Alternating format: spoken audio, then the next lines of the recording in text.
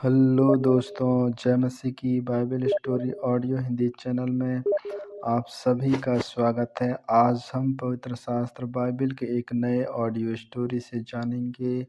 पहला राजा की पुस्तक से मंदिर निर्माण की तैयारी के बारे में। हालेलुया।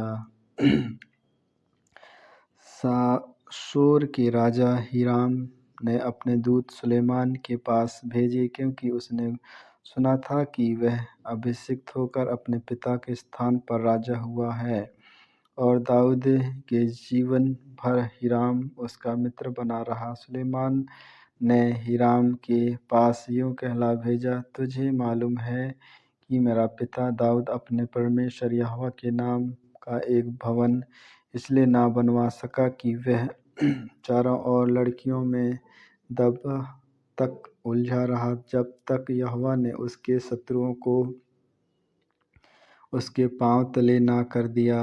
परंतु अब मेरे परमेश्वर यहोवा ने मुझे चारों ओर से विश्राम दिया है। अब ना तो कोई विरोधी है और ना कुछ विपत्ति देख पड़ती है। मैंने अपने परमेश्वर यहोवा के नाम का एक भवन बनवाने की ठान रखी है, अर्थात उस बात के अनुसार जो यहोवा ने मेरे पिता दाऊद से कही थी।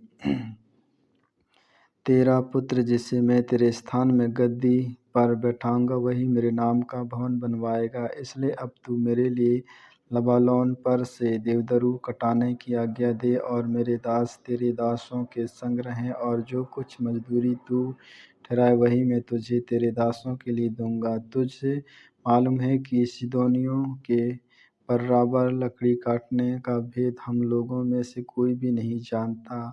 सुलेमान की ये बातें सुनकर हीराम बहुत आनंदित हुआ और कहा, आज यहोवा धन्य है जिसने दाऊद को उस बड़ी जाति पर राज्य करने के लिए एक बुद्धिमान पुत्र दिया है। तब हीराम ने सुलेमान के पास यूं कहला भेजा, जो तूने मेरे पास कहला भेजा है वही मेरी समझ में आ गया। देवदारू और सनवर की लकड़ी के विषय जो कुछ तू चाहे वही मैं करूँगा। मेरे दास लकड़ी को लबानोन से समुद्र तक पहुँचाएंगे, फिर मैं उनकी बेड़े बनवा कर जो स्थान तू मेरे लिए ठहराए वही मैं समुद्र के मार्ग से उनको पहुँचवा दूंगा। वहाँ मैं उनको खोल कर डलवा दूंगा और तू उन्हें ले लेना, और तू मेरे परिवार के लिए भोजन देकर मेरी भी इच्छा पूरी करना। इस प्रकार हीराम सुलेमान की इच्छा के अनुसार देवदारू और सनोवर की लकड़ी देने लगा, और सुलेमान ने हीराम के परिवार के खाने के लिए उसे 20,000 कोर गेहूँ और 20 कोर पेरा हुआ तेल दिया। इस प्रकार सुलेमान हीराम को प्रतिवर्ष दिया करता था, और यहोवा ने सुलेमान को अपने वचन के अनुसार बुद्धि दी, और हीराम और सुलेमान के बीच मेल बना रहा, वरन उन दोनों ने आपस में वाचा भी बांध ली। राजा सुलेमान ने पूरे इज़राइल में से 30,000 पुरुष बेगार पर लगाए, और उन्हें लबानोन पहाड़ पर पारी पारी करके महीने महीने 10,000 भेज दिया करता था, और एक महीना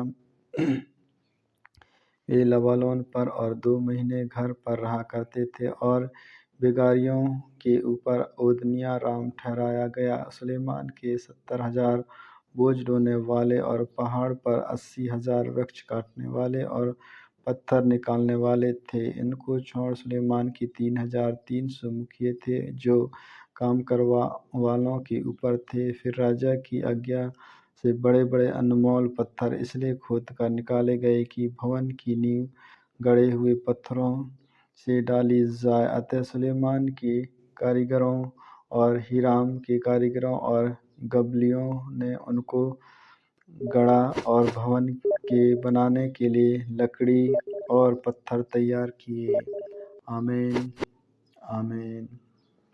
परमेश्वर इन वचनों को सुनने के द्वारा आप सबों को आशीष दे।